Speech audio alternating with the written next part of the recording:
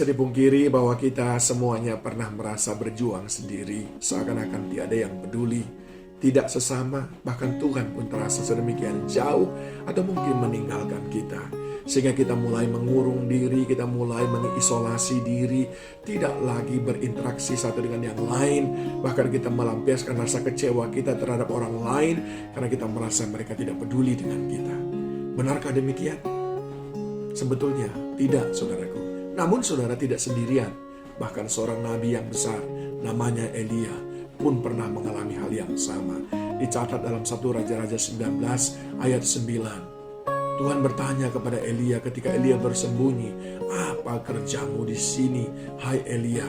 Lalu Elia menjawab, "Aku bekerja segiat-giatnya Tuhan, Allah semesta alam. Orang Israel meninggalkan perjanjianmu, meruntuhkan mezbah-mezbahmu, dan membunuh nabi-nabimu dengan pedang. Hanya aku seorang dirilah yang masih hidup, dan mereka ingin mencabut nyawaku." 2 kali Elia mengatakan seperti itu. 2 kali dia sembunyi.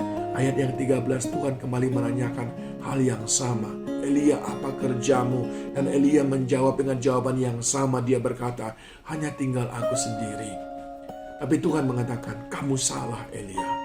Ayat yang ke-18 dia berkata, "Aku meninggalkan 7.000 orang Israel yang masih setia kepada Tuhan, yang menjadi barisanmu, yang menjadi temanmu untuk berjuang menegakkan kebenaran.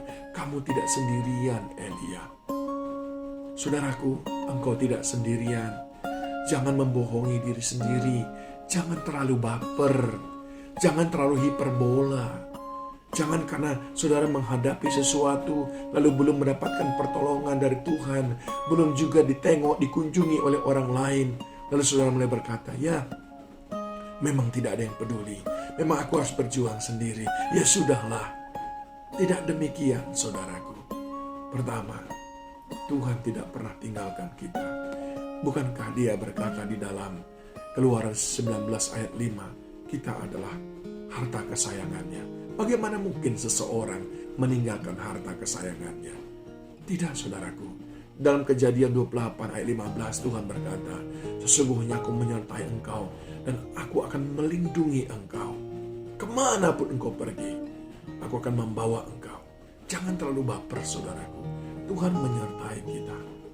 Ya, saudara lihat bagaimana Naomi yang sangat baper, yang sangat hiperbola dengan penderitaan yang dia alami. Memang betul, dia kehilangan suami, kehilangan 2 orang anaknya. Tapi apakah itu artinya dia kehilangan segala-galanya sehingga dia sedemikian putus asa? Tidak, saudaraku. Sebab Tuhan tidak pernah meninggalkan dia. Tuhan senantiasa menyertainya.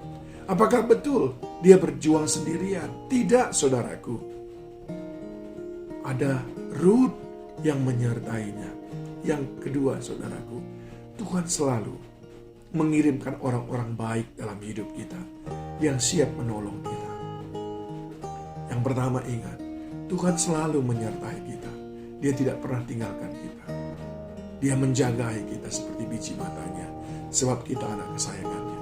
Yang kedua, Tuhan selalu kirimkan orang-orang baik dalam hidup kita. Kalau bukan si Anu, si B, si C, dan seterusnya. Memang saudara tidak perlu berharap kepada manusia. Saudara berharap kepada Tuhan. Dan Tuhan mengirimkan bantuannya lewat orang-orang yang Dia utus dalam hidup kita. Oleh sebab itu, saudaraku, engkau tidak pernah sendirian. Naomi tidak sendirian. Ada Ruth. Musa tidak sendirian. Ada Harun yang Tuhan kirim untuk menjadi penolong dalam kehidupannya. Jangan terlalu melebih-lebihkan keadaan saudara. Ya, Musa bilang, aku nggak usah diutus Tuhan, sebab aku ini punya banyak kelemahan. Tuhan bilang, enggak Musa, aku tidak mengatakan kamu cakap, tapi aku punya solusi atas kamu. Kamu tidak sendirian. Ingat baik-baik, seberat apapun yang saudara hadapi hari ini, saudara tidak sendirian.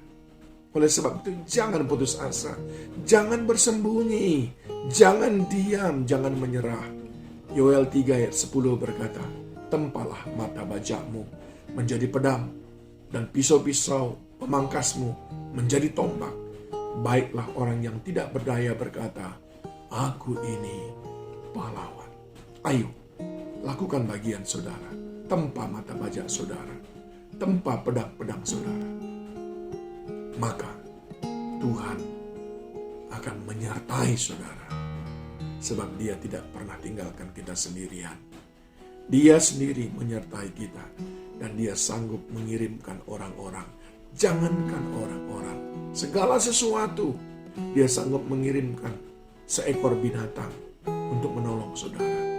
Dia sanggup mengirimkan bahkan ya orang-orang yang tidak saudara duga akan berbuat baik kepada saudara. Tapi hari itu dia bisa berbuat baik karena Tuhan yang menyuruhnya. Jangan bohongi dirimu. Jangan takut-takuti dirimu. Berkata, aku sendirian. Tidak, engkau tidak sendirian. Ada Tuhan dan ada anak-anak Tuhan yang takut akan Tuhan, yang diutus Tuhan untuk menolongmu. Mari bergerak maju, hai pahlawan yang gagah perkasa. Tuhan Yesus menolong.